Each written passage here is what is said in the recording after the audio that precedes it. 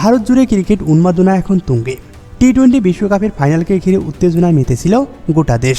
আহমেদাবাদের Narendra Modi cricket স্টেডিয়ামে নিউজিল্যান্ডকে হারিয়ে টানা দ্বিতীয়বারের মতো শিরোপা ঘরে তুলেছে ভারত। ট্রফি ঘরে তোলার মাধ্যমে আপাতত শেষ বিশ্বকাপ অধ্যায়।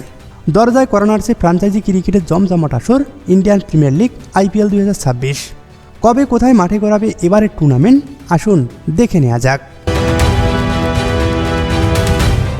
বিশ্বকাপ শেষ না হতেই এই মাসের শেষের দিকে শুরু হয়ে যাবে ইন্ডিয়ান প্রিমিয়ার লিগ IPL। এবারের মঞ্চে 10 দল নিয়ে শুরু হবে আসর।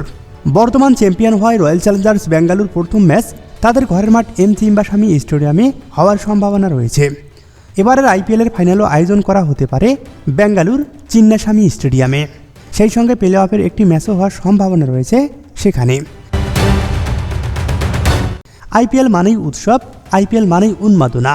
অবশেষে সেই উৎসবের তারিখ ঘোষণা করা হয়েছে।